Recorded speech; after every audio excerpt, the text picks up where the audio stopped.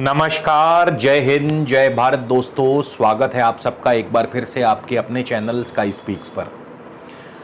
तो आज हम बात करेंगे कन्या लगन के लिए जुलाई 2022 कैसा रहेगा, किस ग्रह की दशा अंतरदशा में आपको शुभ फल प्राप्त होंगे, सर्वपक्षीय विकास होगा, आर्थिक स्थिति मजबूत होगी, कारोबार अच्छा चलेगा, नौकरी अच्छी चलेगी, किस ग्रह की दशा अंतरदशा में पढ़ाई में आप अव्वल रहेंगे, शिक्षा के क्षेत्र में आपको सफलता मिलेगी, किस ग्रह की दशा अंतरदशा संतान पक्ष के लिए शुभ रहेगी या दाम्पत्य के लिए शुभ रहेगी, और किस ग्रह की दशा अंतरदशा में आपको सावधान रहना है। इन सभी विषयों पर बारी बारी से मैं आपको बताऊंगा कौन सी दशा में क्या हो सकता है, आपको कैसे उससे सावधान रहना है, क्या उपाय करने हैं। तो वीडियो को शुरू से लेकर अंत तक जरूर देखिएगा। इसके अलावा दोस्तों, यदि आप मुझसे किसी प्रकार का भी निजी ज्योतिषीय परामर्श लेना चाहते हैं, स्क्रीन पर मेरा व्हाट्सएप नंबर दिया है। आपसे विनम्र निवेदन है, कृपया इस नंबर पर व्हाट्सएप के माध्यम से आप मुझे कंसल्टेशन या फिर परामर्श टाइप करके लिख करके मैसेज कर दीजिए। इसके बाद आगे की पूरी प्रक्रिया व जानकारी आपको उत्तर में मिल जाएगी। उसके पश्चात आप चाहें तो अपना अपॉइंटमेंट बुक करवा सकते हैं, शुल्क लागू रहेंगे। इसके अलावा हमारी वेबसाइट है www.skyspeaks.in, तो आप हमारी वेबसाइट के माध्यम से भी अपना अपॉइंटमेंट बुक करवा सकते हैं। तो चलिए सबसे पहले जानते हैं ग्रहों की चाल। केतु आपके धन भाव में है, तुला राशि में। शनि छठे भाव में वक्री अवस्था में है, कुंभ राशि अपनी स्वराशि में है। शनि 12 जुलाई को पंचम भाव मकर राशि में चले जाएंगे। बृहस्पति सप्तम भाव में है, मीन राशि अपनी स्वराशि में है, और बृहस्पति से जाहिर है हंस योग भी बनता है पंच महापुरुष में। मंगल राहु अष्टम भाव में अंगारक योग बना करके बैठे हैं। बुध एवं शुक्र इस महीने के शुरुआत में नवम भाव में होंगे वृषभ राशि में। बुध 2 जुलाई को चले जाएंगे सूर्य के साथ दशम भाव में, बुध आदित्य योग बनाएंगे। फिर 16 जुलाई को सूर्य और बुध दोनों कर्क राशि लाभ स्थान में बुध आदित्य योग बनाएंगे। तो अब शुरुआत करते हैं सबसे पहले लगन राशि के स्वामी बुध से। लगन राशि से भी कई लोगों को कंफ्यूजन हो जाती है कि लगन के साथ राशि क्यों बोला। भाई लगन में राशि ही आती है, ये कन्या राशि है, क्योंकि ये लगन में है इसीलिए इसे लगन राशि कहा जाता है। और जहां चंद्रमा विराजमान होते हैं उसे चंद्र राशि कहा जाता है, जहां सूर्य विराजमान होते हैं उसे सूर्य राशि सन साइन कहा जाता है। तो जब लगन राशि कह दिया तो कंफ्यूजन की बात होनी नहीं चाहिए। लगन राशि का मतलब ही लगन राशि होता है, तो इसमें मुझे लगता नहीं। और यहाँ बोर्ड पे भी लिख दिया लगन, फिर भी अगर आपको कंफ्यूजन हो जाती है तो अब इसमें मैं इससे अधिक स्पष्टीकरण आपको नहीं दे सकता। खैर, विषय से हम नहीं भटकते, आगे बढ़ते हैं। तो जिनको भी इस समय लगन के स्वामी बुध की महादशा या फिर अंतरदशा या फिर प्रत्यंतर दशा चल रही है, तो बुध आपको कैसा और क्या फल देने वाले हैं या दे सकते हैं। देखिए, इस महीने की शुरुआत बुध के साथ थोड़ी सी ठीक नहीं होगी, क्योंकि 1 जुलाई यानी इस महीने के आरंभ में बुध जो हैं मृगशिर मंगल के नक्षत्र में होंगे। अष्टमेश मंगल अष्टम में राहु के साथ हैं, अंगारक योग बना करके बैठे हैं। तो धन हानि, स्वास्थ्य हानि, चोट, दुर्घटना, सर्जरी, वाद विवाद, शत्रु से परेशानी, जुर्माना, दंड, ऐसी कई परिस्थितियां बन सकती हैं। डिपेंड करता है कि आपकी कुंडली में कैसे योग बने हुए हैं। तो बुध जो है मंगल के नक्षत्र में है, मंगल अष्टम भाव में है, तृतीय भाव के स्वामी है। कार्यों में भी उतनी बढ़िया से सफलता नहीं मिल पाती है, किसी निकट बंधु से अनबन हो सकती है। और अष्टम भाव में अंगारक योग कहने की ज़रूरत नहीं है। इसके बाद 5 जुलाई को बुध चले जाएंगे आर्द्रा राहु के नक्षत्र में, तो स्थितियां वैसी ही रहेंगी, कुछ खास परिवर्तन नहीं होगा। और ये स्थिति 12 जुलाई तक रहेगी, यानी जिनको बुध की दशा अंतर्दशा चल रही है उन्हें 12 जुलाई तक थोड़ा सावधान रहना होगा, क्योंकि 12 जुलाई तक बुध जो है मंगल और राहु के नक्षत्र में होंगे। इसके पश्चात बुध चले जाएंगे 12 जुलाई को पुनर्वसु नक्षत्र में। गुरु का नक्षत्र है, गुरु सप्तम भाव में है, आपके अपनी स्वराशि में है, मीन राशि में है। तो ऐसे में कारोबार भी बढ़ेगा, पारिवारिक सुख भी बढ़ेगा, दाम्पत्य सुख भी बढ़ेगा, घर में मांगलिक कार्य भी संपन्न होंगे, शुभ कार्य संपन्न होंगे, जमीन जायदाद संबंधी कार्यों से आपको लाभ होगा। यानी पहले 12 दिन थोड़े से सचेत होकर के, सावधान होकर के रहें, अपने स्वास्थ्य का हर चीज का ध्यान रखें। उसके पश्चात फिर बृहस्पति के नक्षत्र में पहुंचते ही बुध एकदम से पलटी मार जाएंगे, एकदम से स्थितियों में परिवर्तन हो जाएगा। फिर इसके पश्चात बुध चले जाएंगे 18 जुलाई को पुष्य नक्षत्र में, जो कि शनि का नक्षत्र है, और शनि वक्र होकर कहां बैठे हैं? पंचम भाव में। अब शनि वक्र होकर पंचम भाव में बैठे हैं तो नौकरी में परेशानी देंगे, नौकरी में दिक्कतें, नौकरी बदल सकती है, नौकरी जा सकती है, नौकरी में परिवर्तन हो सकता है, संतान पक्ष की तरफ से कोई ना कोई चिंता परेशानी हो सकती है, आपस में मतभेद हो सकते हैं, लव लाइफ में दिक्कतें आ सकती हैं, और कार्यों में विघ्न और बाधाएं। तो एक बार फिर जब बुध शनि के नक्षत्र में जाएंगे, हालांकि शनि उनके मित्र हैं, लेकिन शनि इस समय वक्र उल्टी चाल चल रहे हैं, और उल्टा ग्रह हमेशा ही उल्टा फल देगा, सीधा फल कभी नहीं देगा। फिर 24 जुलाई को बुध चले जाएंगे आश्लेषा नक्षत्र में, जो कि बुध का स्वयं अपना नक्षत्र है। बुध लगन दशम के स्वामी है, लगन और दशम भाव के स्वामी लाभ स्थान में होंगे। तो जाहिर है अब यहां से एक बार फिर बुध पलटी मारेंगे, क्योंकि बुध बहुत जल्दी जल्दी गोचर करते हैं। बुध एक महीने में कम से कम 3 या 4 नक्षत्रों को पार कर लेते हैं। तो इसीलिए बुध का जो फल है बहुत जल्दी जल्दी परिवर्तित होता है। शुभ नक्षत्र में जाएंगे तो शुभ फल, अशुभ नक्षत्र में जाएंगे तो अशुभ फल, जाहिर सी बात है। तो जब अपने नक्षत्र में होंगे, अपने नक्षत्र में, तो वैसे ही ग्रह जो है एकदम प्रफुल्लित हो जाता है, स्ट्रांग हो जाता है। तो मान सम्मान, पद प्रतिष्ठा, नौकरी कारोबार में सफलता, प्रत्येक कार्य में सफलता, मित्रों का, भाई बंधुओं का सुख सहयोग, सरकारी माध्यम से लाभ होगा, सरकारी अफसरों के माध्यम से लाभ होगा, सरकार से लाभ होगा, कारोबार से लाभ होगा। यानी आश्लेषा नक्षत्र में जाते ही बुध एक बार फिर आपकी फेवर में आ जाएंगे। तो कहने का अर्थ ये है कि इस महीने बुध की दशा अंतर्दशा एकदम उतार चढ़ाव वाली होगी। शुरुआत में थोड़ा खराब, फिर बीच में गुरु के नक्षत्र में शुभ हो जाएंगे, फिर शनि के नक्षत्र में फिर पलटी मार लेंगे, फिर अपने नक्षत्र में जाएंगे, फिर एक बार शुभ हो जाएंगे। तो एकदम उतार चढ़ाव वाली दशा होगी। तो इस प्रकार से बुध अपना फल देने वाले हैं। इसके बाद केतु की बात कर लें तो केतु आपके धन भाव में है, बहुत ही शुभ अवस्था में है, अचानक धन लाभ करवाते हैं। हाँ, थोड़ा वाणी पर संयम रखें, सर के पास चोट लगने का डर बना रहता है, क्योंकि मंगल राहु की दृष्टि रहेगी, शनि की वक्र दृष्टि रहेगी, तो सर के पास थोड़ी चोट लग सकती है। आंखों में, आई साइट में कोई ना कोई प्रॉब्लम आ सकती है, आंखों संबंधी कोई ना कोई तकलीफ हो सकती है, दांतों में कोई ना कोई तकलीफ हो सकती है। तो इसके अलावा केतु शुक्र के राशि में है, और शुक्र भी धन और भाग्य भाव के स्वामी हैं। 13 जुलाई से शुक्र दशम भाव में चले जाएंगे, आर्थिक रूप से मजबूती प्रदान करेंगे, नौकरी कारोबार में सफलता, लंबी दूरी की यात्राएं हो सकती हैं, विदेशी व्यापार फलेगा फूलेगा, धार्मिक यात्राएं हो सकती हैं। इसके बाद केतु विशाखा नक्षत्र में है, गुरु के नक्षत्र में, जो कि सप्तम भाव में अपनी स्वराशि में है, कारोबार की वृद्धि करते हैं, दाम्पत्य सुख की वृद्धि करते हैं, घर में मांगलिक कार्य, शुभ कार्य संपन्न होंगे, जमीन जायदाद संबंधी कार्यों से लाभ होगा। तो कुल मिलाकर के केतु की दशा शुभ रहेगी। बस केवल आंखों का ध्यान रखें, चोट आदि से बच करके रहें। इसके बाद शनि की बात कर लें तो शनि आपको कैसा फल देने वाले हैं? शनि भले ही अपनी स्वराशि में है, चाहे कुंभ में है या मकर में है, किंतु शनि वक्री हैं, और उसके ऊपर शनि चल रहे हैं धनिष्ठा नक्षत्र में, जो कि मंगल का नक्षत्र है।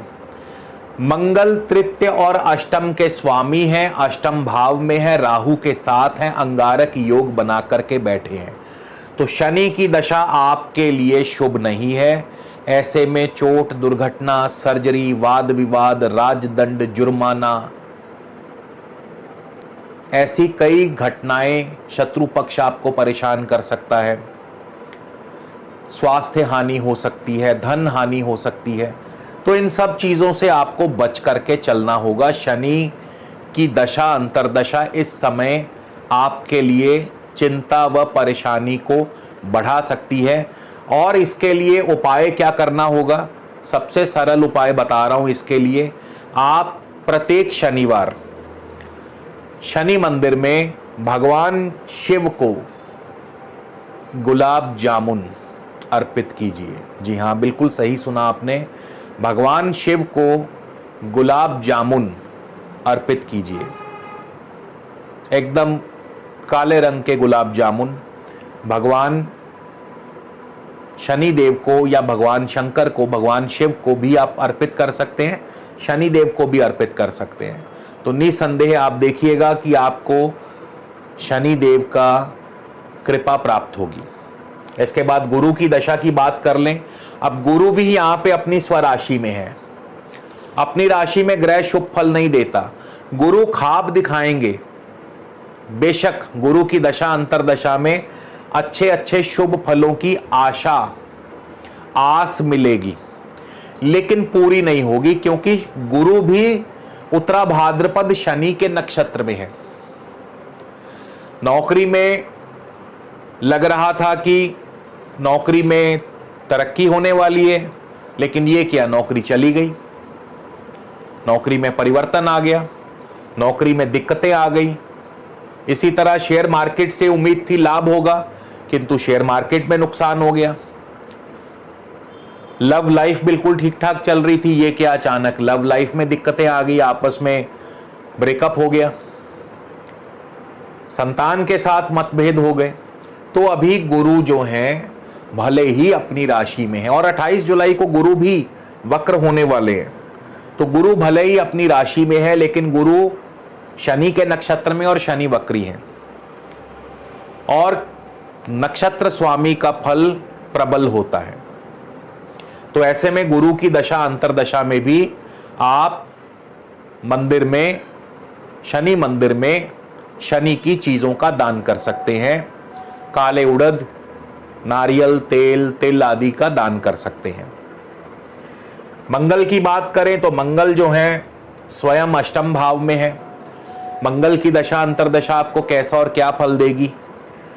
देखिए, मंगल डर पैदा करेंगे, डराएंगे, लेकिन नुकसान नहीं करेंगे। क्यों? क्योंकि मंगल केतु के नक्षत्र में है। हाँ, चोट आदि से बचकर रहिए, चोट दुर्घटना से बच करके रहिए, सर्जरी से बच करके रहिए। लेकिन अन्य मामलों में क्योंकि मंगल केतु के नक्षत्र में है, अश्विनी नक्षत्र में होंगे इस महीने की शुरुआत में, और केतु धन भाव में है, शुक्र की राशि में है, तो धन की वृद्धि भी करेंगे, पारिवारिक सुख की वृद्धि करेंगे, कुटुंब में लंबी दूरी की यात्राएं भी होंगी, सैर सपाटा भी होगा, विदेशी व्यापार भी फलेगा फूलेगा। फिर 16 जुलाई को मंगल चले जाएंगे भरणी नक्षत्र यानी शुक्र के नक्षत्र में। धनेश और भाग्येश शुक्र दशम भाव में, धन की वृद्धि, भाग्य की वृद्धि, कारोबार की वृद्धि, नौकरी में तरक्की, पद प्रतिष्ठा आदि की प्राप्ति, हर प्रकार से कार्यों में सिद्धि और सफलता। ये मैं बात कर रहा हूं मंगल की दशा अंतरदशा। मंगल स्वयं अष्टम में है, डर पैदा करेंगे, लेकिन मंगल का जो नक्षत्र स्वामी है वो शुभ स्थिति में है, तो इसीलिए मंगल भी शुभ फल प्राप्त करेंगे, देंगे। राहु की बात कर ले तो राहु थोड़ा विपरीत फल देंगे। राहु स्वयं अष्टम भाव में है, राहु मंगल की राशि में है, मंगल भी स्वयं अष्टम भाव में है। तो राहु जो है डर पैदा भी करेंगे और डर देंगे भी। यानी राहु की दशा अंतरदशा में चोट दुर्घटना, धन हानि, स्वास्थ्य हानि, दंड, जुर्माना, ये सभी कुछ फलीभूत हो सकता है। हाँ, राहु भरणी नक्षत्र में है, शुक्र के नक्षत्र में है, तो कारोबारी स्थिति को बेहतर करते हैं, आर्थिक स्थिति को मजबूत करते हैं। 13 जुलाई के बाद से कार्य सिद्ध होंगे, सफलता प्राप्त होगी। लेकिन क्योंकि देखिए, ऐसा नहीं है कि आपने देखा होगा कई दफ़ा सेम डे, एक ही दिन में आपको खुशी भी मिलती है, गम भी मिलता है, आपको लाभ भी होता है, हानि भी होती है। तो राहु यहां पर खुशी में गमी या गमी में खुशी का माहौल पैदा कर सकते हैं, लाभ के साथ साथ हानि करवा सकते हैं। इसके बाद शुक्र की बात करें तो शुक्र भी मिश्रित फल देने वाले हैं। शुक्र भी इस महीने के शुरुआत रोहिणी नक्षत्र में होंगे, चंद्रमा का नक्षत्र है, चंद्रमा लाभेश हैं, आर्थिक स्थिति मजबूत होगी, कार्यों में सिद्धि सफलता प्राप्त होगी, मित्रों के साथ घूमना फिरना, सैर सपाटा, मित्रों का सुख सहयोग सफलता मिलती रहेगी। फिर 7 जुलाई को शुक्र भी मृगशिर यानी मंगल के नक्षत्र में चले जाएंगे और वही सब फल देंगे जो मैंने आपको शनि के अंतर्गत बताए या मंगल राहु के अंतर्गत बताए। राहु के अंतर्गत यानी शुक्र भी 7 जुलाई से शुभ फल देने की स्थिति में नहीं होंगे। शुक्र भी मंगल के नक्षत्र में आने की वजह से, और फिर 18 जुलाई को शुक्र राहु के नक्षत्र में चले जाएंगे। तो 7 जुलाई से लेकर 29 जुलाई तक शुक्र की दशा अंतरदशा में चोट, दुर्घटना, दंड, जुर्माना, धन हानि, स्वास्थ्य हानि, सर्जरी, ऐसी संभावनाएं बनती नजर आ रही हैं। 29 जुलाई को शुक्र चले जाएंगे गुरु के नक्षत्र में। अब गुरु ठीक एक दिन पहले वक्री हो चुके हैं, ठीक एक दिन पहले 28 जुलाई को गुरु वक्री हो चुके हैं और शुक्र पहुंच गए हैं 29 जुलाई को गुरु के पुनर्वसु नक्षत्र में। चौथे और सप्तम भाव के स्वामी गुरु का वक्री होना, अब क्या करेंगे यहां पे, क्योंकि शुक्र अब कुछ दिन रहेंगे पुनर्वसु नक्षत्र में, तो जमीन जायदाद संबंधी कार्यों में यदि कोई काम बनने वाला था तो रुकावट पैदा हो जाएगी।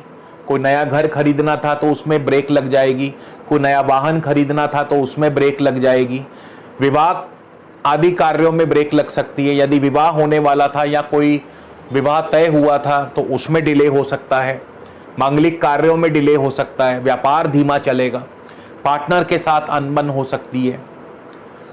तो यहां पे शुक्र की दशा अंतरदशा शुरुआती एक हफ्ता फिर भी ठीक है, लेकिन उसके बाद थोड़ा सा दिक्कतें पैदा करती है।